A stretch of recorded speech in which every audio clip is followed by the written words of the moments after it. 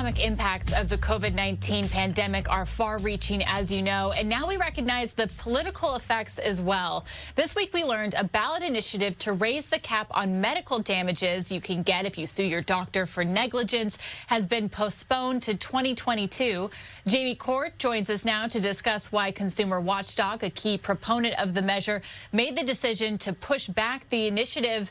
How did the pandemic play into this decision-making? Well, it's just very foggy out there. It's very confusing, and people are facing, an unbelievable amount of confusion about the medical care system. We didn't want to add to that confusion. We want people to have a fair vote on this initiative, and basically the initiative is about a cap on damages of what juries can award that's 45 years old in California, and it's a very limited cap. It's hurt patients, and we felt that if we were to go in November, it would be pretty confusing for consumers sorting out what voters could see themselves in the system versus the medical providers with their PPE, with their garb, saying this is a crisis and this is no time to talk about accountability, medical accountability. And we decided that it was best to wait till the next ballot so that voters could have a fair shot at seeing through what was propaganda, what was real, and not have the cloud of COVID hanging over a real fundamental question that's going to be with us in California forever, because we are one of only 3 states with a cap as low as $250,000 on our medical negligence victims, on their pain and suffering, on their survivor damage, on their quality of life damages.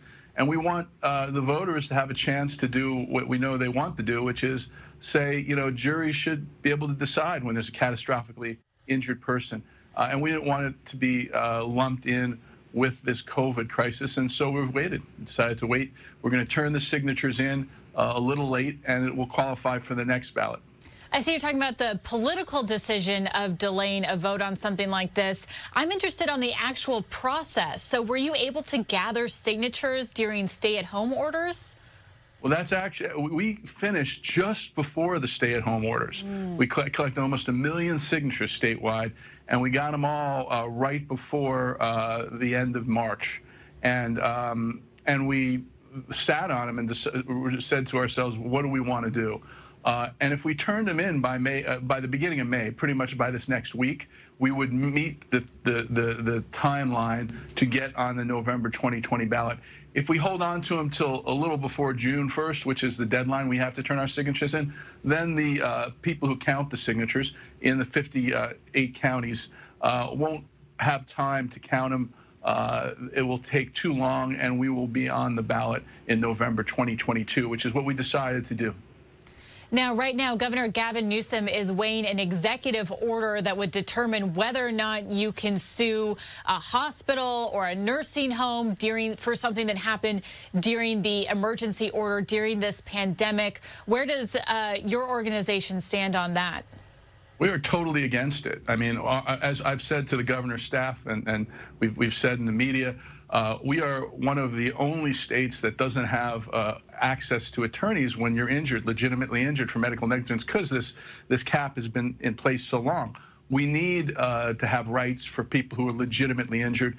The governor has not issued the order. We're hoping it's an order that's very limited, very targeted, and doesn't give a free range for any hospital, doctor, or nursing home to say, when they injure someone, it's COVID related. It would have to really be COVID related. In other words, there's an order out now that the governor has that if there's a real crisis of beds, you give beds to the youngest and healthiest first. Now, if a hospital does that and someone dies, I could see that there'd be immunity potentially for the hospital for following that specific order. But we're afraid this is much broader. It would cover recklessness, which we think should specifically be excluded. An order in New York by Governor Cuomo basically said, when there's a COVID-related guideline, there's immunity, but not for nursing homes, not for reckless conduct, not for anything that's intentional. And that's what we're shooting for with the governor, to say, if you're going to do this, and we don't think you should, make it hyper-specific.